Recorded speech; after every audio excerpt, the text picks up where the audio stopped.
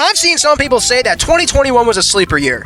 Wait, what? There were plenty of video games that came out that I was fortunate enough to play. I wasn't able to get my hands on a PS5, so Ratchet & Clank Rift Apart won't be here, but anything that came out for Switch, PC, Xbox Series X, PS4, 3DS, and I guess mobile devices are up for grabs. Oh yeah, Skyrim was released again!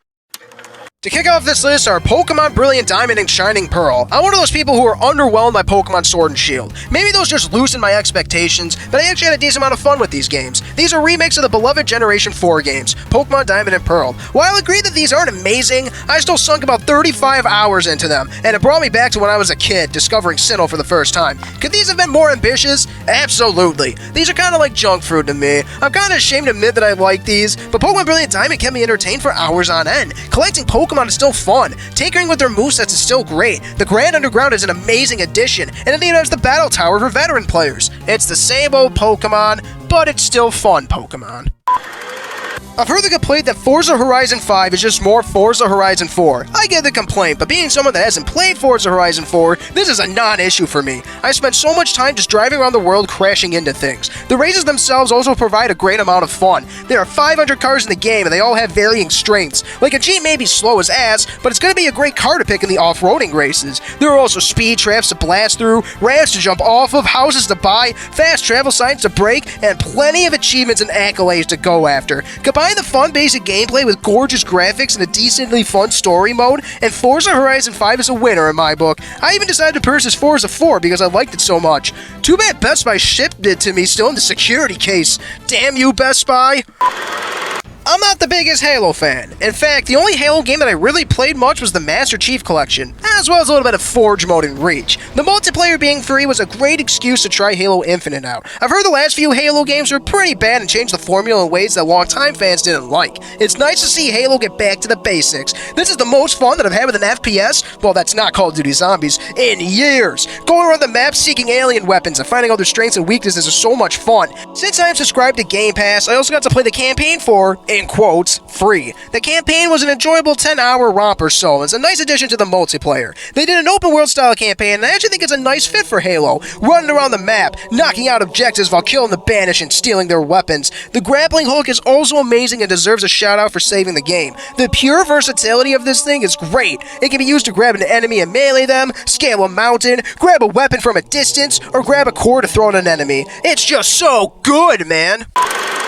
The original Pokemon Snap was released all the way back in 1999. In 2021, we finally got a sequel titled New Pokemon Snap. It was mostly what I wanted. The game is a rail shooter where the player takes pictures of Pokemon. The player can throw fruit or Illumina orbs to interact with a Pokemon or the environment. The game has plenty more content than the original. It has several stages, and every stage has levels that can be unlocked by grinding. Higher level stages will have more Pokemon in them. Some stages also have a nighttime route, which can change the paths and the Pokemon that are found. Free DLC was even released for it a few months after launch. Why can't mainline Pokemon games be that generous? I put in a solid 50 hours or so and relived one of my childhood's most interesting games by playing this. I'm so happy that a sequel finally came 20 years later. Here's hoping that it won't be another 2 decades until we get the next one.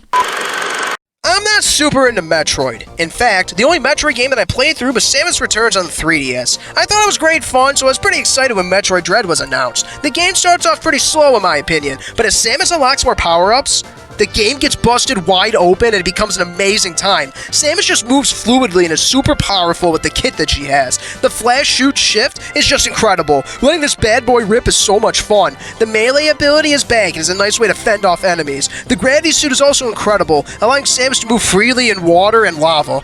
The grapple beam can be used to grab loose surfaces. Who can forget the power bomb or the screw attack that decimates anything in the player's path? I personally found the EMI portions a bit stressful and annoying, but that is where the Phantom Cloak comes in. This will in turn allow Samus to become invisible and let her escape the EMMI search scan. The moves and exploration are where Metroid Dread shines the most.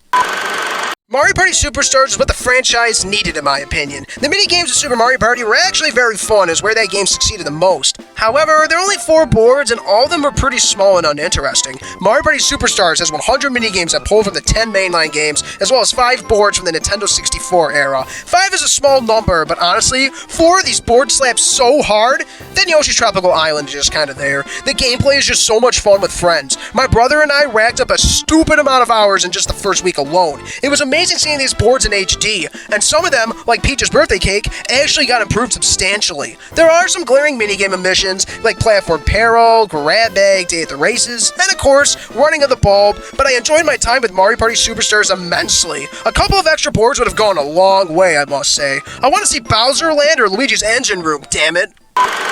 Monster Rancher 2 is a very special place in my heart. I played the ever-loving shit out of it when I was a wee lad. Both the original and Monster Rancher 2 were released in Japan on the Switch. I made a Japanese account and bought them, but I was missing a large portion of the game without actually understanding what the hell was going on. Basically, I knew how to train in battle, and that was it. With this release, I could relive my childhood through Monster Rancher 2 and give the original the fair chance that it deserved. The only real big negative here is the fact that it's like a weird mobile port. It plays well enough on PC, I guess, but the UI and the controls are weird. Even with a lackluster port, it doesn't change the fact that these are two amazing games that are now available in a modern storefront for only $30. These are wholly unique and no other games offer a similar experience. I'm sure I'll sink over 100 hours into these damn ports by the time I'm finished with them, but as of now, I'm rocking a solid 20 hours.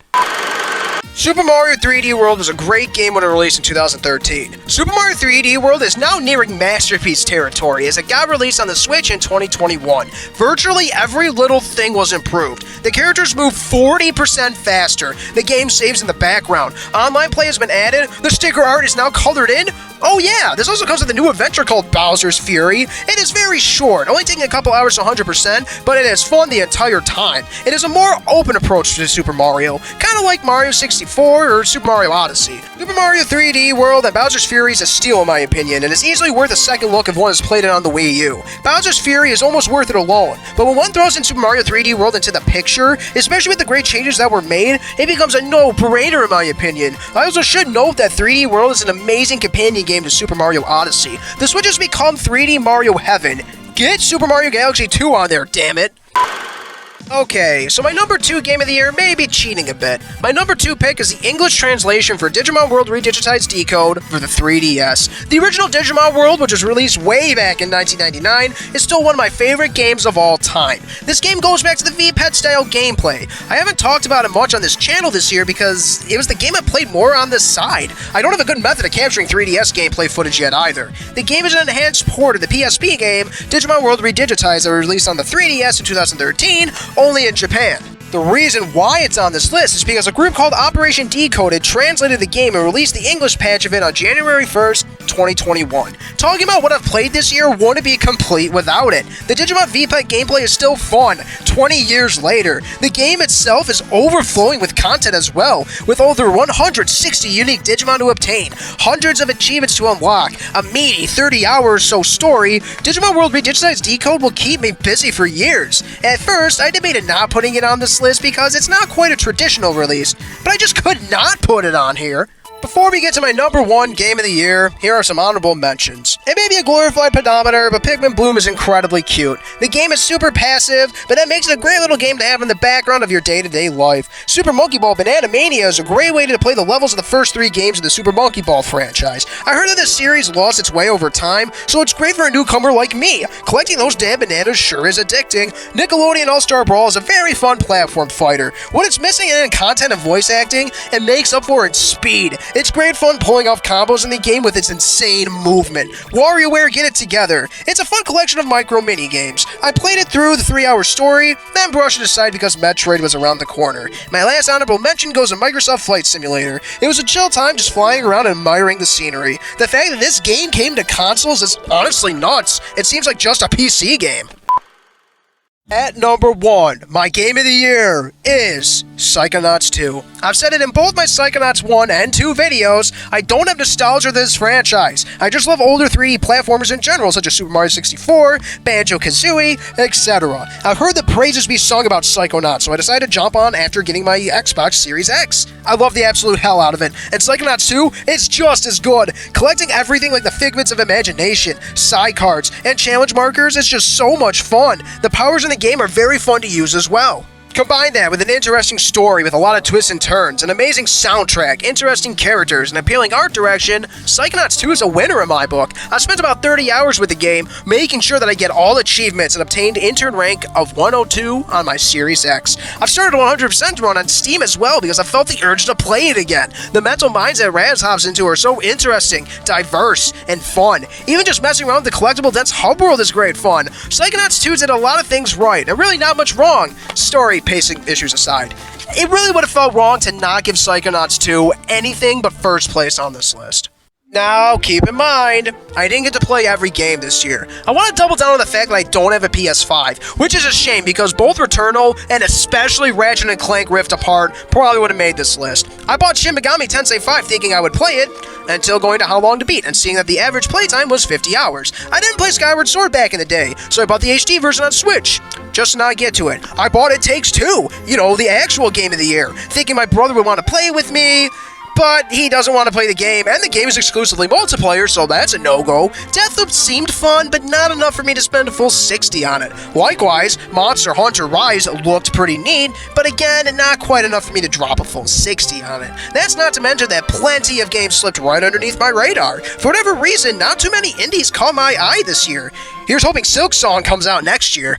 Maybe it's just because this is my first year of doing this whole YouTube thing, which in turn persuaded me to try out more games, but this has been my favorite year for game releases since 2017. I discovered Psychonauts this year, which is an amazing game franchise. Pokemon Snap got a sequel 2 decades after the release of the original. Monster Rancher can now be played on modern devices without having to swap out a disc. Don't get me wrong, that was part of the charm for sure, but this new database will make it so much more convenient. I've been hyped for the English translation for Digimon World Re Digitize Decode since the English patch was released for the PSP back for the original in 2015. We finally got a Mario Party that can stand toe-in-toe with the Nintendo 64 and GameCube entries. We got a taste of sandbox-style Mario again with Bowser's Fury. I dabbled into other franchises such as Forza and Halo that I had minimal exposure to in the past. And as that original 2D Metroid, sleeper year my ass. 2021 was a great year for games, at least in my opinion.